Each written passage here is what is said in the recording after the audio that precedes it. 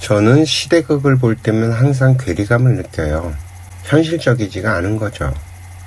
드라마 폭삭 속았수다도 그렇습니다. 그 시절 제주도에 살던 사람들 가운데에서 그 드라마에 나온 인물들과 같은 사람들이 과연 있었을까 생각해보면 현실적으로는 불가능한 이야기들을 하고 있죠.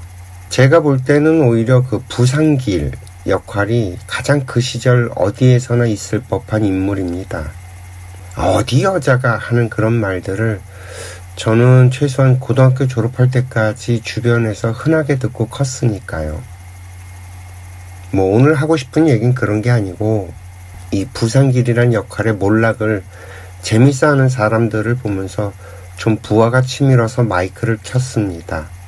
부산길이란 인물은 정말이지 그 시대를 살았던 남자들이 다 그랬던 것처럼 자기 인생을 열심히 산 사람이지 말입니다. 드라마에서는 부산길에 부모님이 나오질 않아요. 처음부터 오징어배 선장을 하고 있는 지역의 유지로서 나오죠. 즉 부산길이란 인물은 부모로부터 보고 배운 것이 그런 것이었다는 거죠. 돈이 있고 권력이 있고 그리고 그 힘을 그런 식으로 써서 살아가는 모습만 알고 있는 거예요. 즉 자신이 보고 듣고 배울 수 있는 창구가 전혀 없는 사람이었다는 거죠. 특히나 자신의 바운더리는 그 도동리라고 하는 데서는 최고 정점에 있는 사람이라서 누구에게 보고 듣고 배울 만한 건덕지가 없다 보니까 그저 그렇게 계속 살아간 거예요.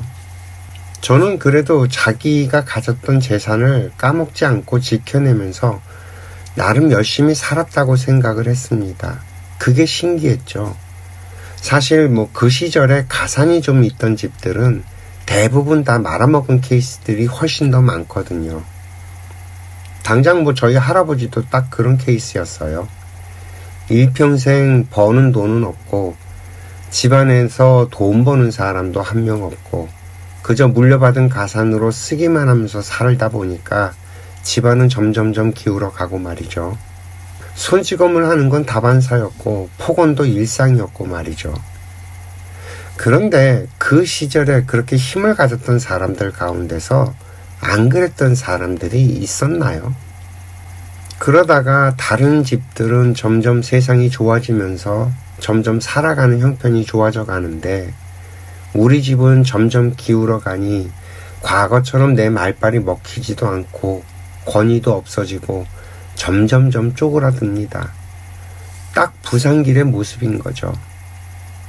만약에 이 부산길이란 인물이 다른 환경에서 좋은 교육을 받았다면, 그렇게 살았다면 그런 인생을 살았을까 하는 생각을 하게 되는 거죠. 우리는 항상 두 가지 갈림길에 서게 됩니다. 편안한 것을 선택할 것인가? 아니면 조금 힘들고 불편하더라도 더 나은 것을 선택할 것인가 하는 양갈래길을 항상 마주하게 되죠. 아침에 일찍 일어날 것인가? 아니면 늦게까지 잘 것인가? 운동을 할 것인가? 아니면 그냥 늘어져 버릴 것인가? 같은 것부터 저 사람을 생각해서 배려할 것인가? 아니면 에이 에라 모르겠다. 일단 내가 편하고 보자 하는 이런 상황들이 늘 내 앞에서 펼쳐집니다. 부산길이란 인물은 자기 편한 쪽을 그냥 선택한 인물이죠. 그런데 부산길 그 사람만 그랬을까요? 저는 거의 대부분의 사람들이 부산길과 같은 선택을 하고 살아간다고 생각을 합니다. 아닌 사람이 있다면 제 손에 장을 지지겠다고 하죠. 우리 주변에는요, 자신의 눈에 보이는 모든 사람들이 딱 다름 아닌 부산길입니다. 본인 역시 예외일 수 없고 말이죠. 이 수많은 부산길이 살던 세상이 변했던 것은 교육 덕분이었어요. 부산길이 살았던 시절을 생각하면 대한민국의 변화는 정말 숨이 턱턱 막힐 지경입니다. 환경이 확 변했던 거죠. 도로가 만들어지고, 공장이 만들어지고, 아파트가 만들어지고, 백화점이 만들어지고, 컴퓨터와 인터넷이 만들어지고 말이죠. 지난 70년 동안 이 나라에 처음 만들어진 것들이 얼마나 많았는지 아세요?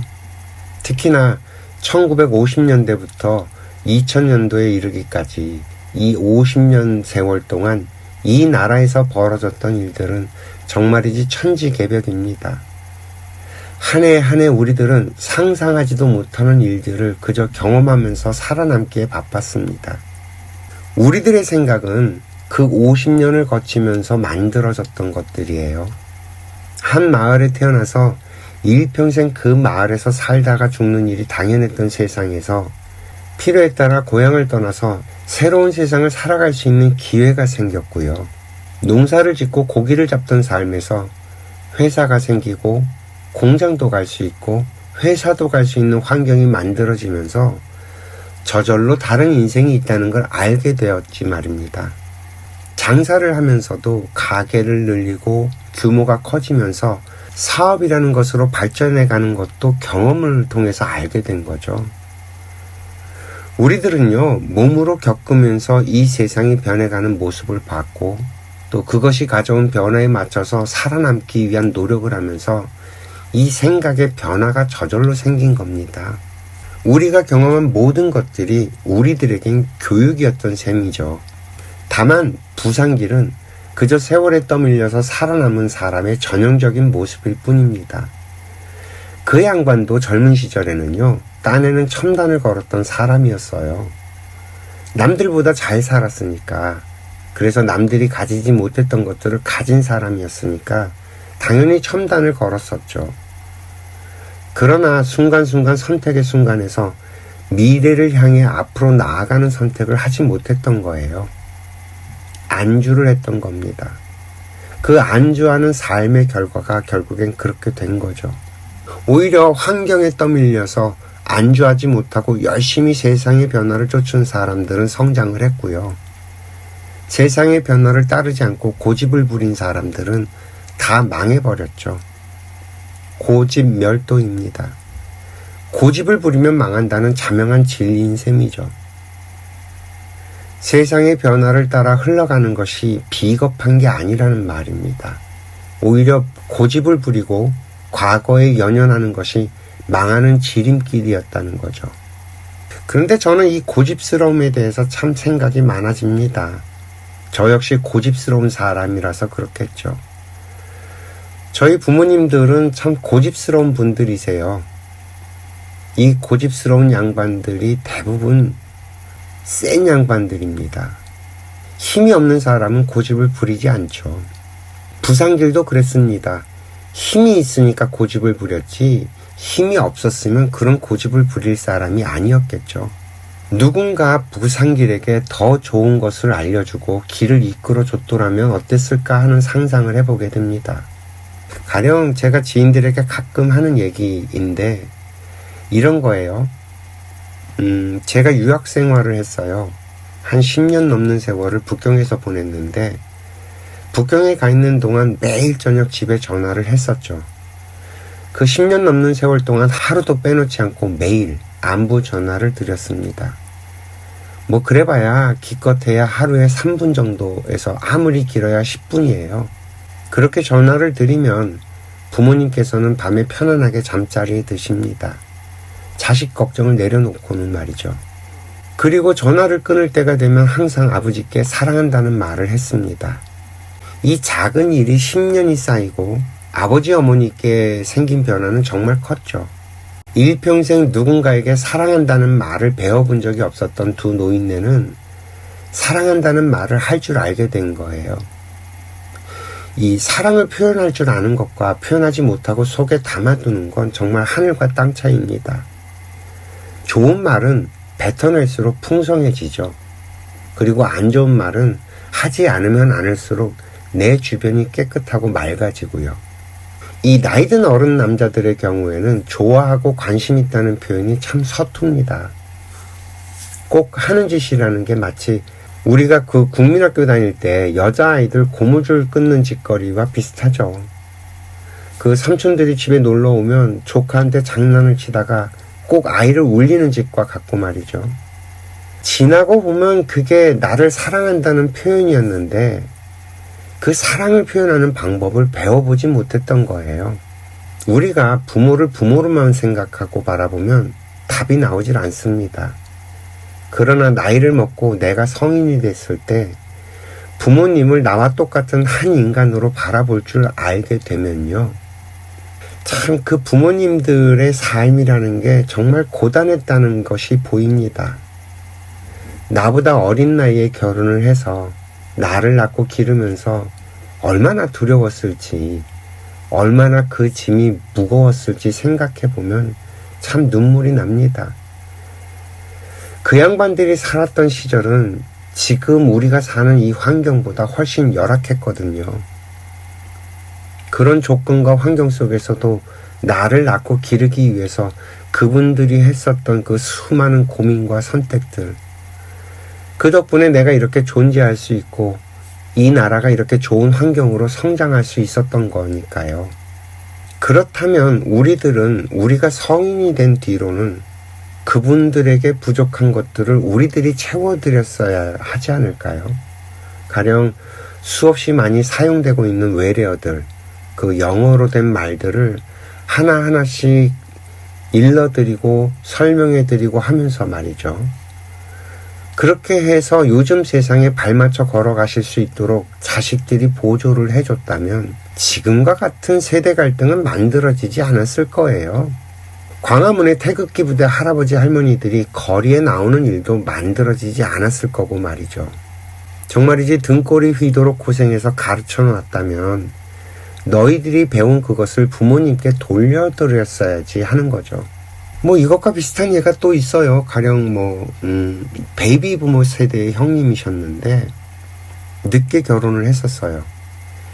이 양반이 부산길과 같은 기질을 가진 분이죠.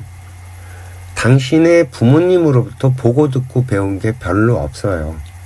어려서부터 뭔가 잘못을 하면 그저 연탄집게로 두들겨 맞은 기억밖에 없는 거죠. 하루는 아들 녀석과 소통이 잘 되질 않는다고 고민을 털어놓더라고요. 그때만 해도 제가 결혼 전이어서 홀가분할 때여갖고 주말만 되면 그 형님 집에 가서 놀았습니다. 제가 백날 말로 설명을 해봐야 도움이 되질 않을 테니까 그냥 그 형이랑 아이들이랑 같이 신나게 놀아줬어요. 아이랑 노는 법을 모르니까 아이랑 노는 법을 같이 해보는 거죠. 그리고 집안일도 형수님이랑 나눠서 같이 돕는 걸 몸으로 보여줍니다. 같이 장을 보고 음식을 만들고 같이 신나게 먹고 떠들고 놀고 그러고 난 뒤엔 설거지도 같이 하고 말이죠. 이런 경험이 기분 좋고 재미있고 하면 딱히 이걸 가르치지 않아도 스스로 알아서 배우게 됩니다. 이걸 집에서 부모님과 하면 어떤 변화가 일어나는지 아세요? 하루는 아버지께서 음식 정리하는 일을 돕겠다면서 자리에 일어나서 음식을 들고 이렇게 따라오시더라고요. 저는 이때 그냥 내버려 둬야 된다고 생각을 했어요. 그런데 일평생 아버지 수발을 해오신 어머니는 그걸 견디지 못하고 아버지께 그냥 두라고 하시더라고요. 제가 그때 설명을 드렸죠. 그건 아버지가 이 세상의 변화에 적응해가는 걸 막는 일이라고요. 그리고 아버지의 재미와 즐거움을 뺏는 거라는 걸 어머니께서 모르는 거라고 설명을 합니다. 같이 하는 즐거움, 힘든 것을 나눌 때 오는 그 말랑말랑하고 몽글몽글한 감정을 그저 아버지를 위한다는 착각으로 막는 거죠. 인간은 말입니다. 행복하고자 하는 욕망이 누구에게나 있습니다. 그래서 더 좋은 것을 보고 경험하게 되면 무조건 그쪽으로 가게 되어 있어요. 사람이 안 변하는 게 아니라 변할 수 있는 환경을 못 만난 것 뿐이라는 거죠. 이해가 좀 되셨을까요? 그래서 저는 부산길이 고집스럽고 변화에 적응하지 못한 꼴통이라는 건 맞지만 그렇다고 그 부산길의 아내인 박영란이 불쌍하다거나 이혼이 정당하다는 생각이 들지는 않았습니다. 부산길처럼 단순한 사람도 요리내지 못한 본인도 한심하기는 매한가지라는 생각이 들었거든요. 여자가 현명하면 한 집안을 일으켜 세우기도 하지 말입니다. 저는 그 오해순이 부산길이랑 결혼을 했으면 어땠을까 하는 상상을 해봤어요. 그랬다면 부산길의 인생이 과연 그렇게 노년이 푸석푸석 했을까 하고 말이죠. 그리고 오해순도 부산길을 만났다면 아마 전혀 다른 인생을 살 수도 있었을 거라는 생각을 했습니다. 그 똑똑하고 재기발랄함으로 부산길의 인생도 꽃 피우고 자신의 인생도 꽃을 피우지 않았을까 하고 말이죠. 대학도 가고 시도 쓰고 했을지는 알 수 없지만 자기 인생을 그렇게 희생만 하면서 살지는 않았을 거는 분명하지 않았을까요? 참 저라는 놈도 희한해요. 어떻게 항상 소외되고 눈에 띄질 않는 사람들에게 더 눈길이 가는가요? 다 아니라고 말할 때 나는 그 아닌 것에 시선을 가는 걸 보면 참 이게 무슨 조화인지 저도 잘 모르겠습니다. 지금 이 시대의 부산길들은 또 어떤 모습일지 상상을 해보면서 모든 부산길들이 힘내고 파이팅을 했으면 좋겠습니다. 오늘도 시청해 주셔서 감사하고요. 행복하세요.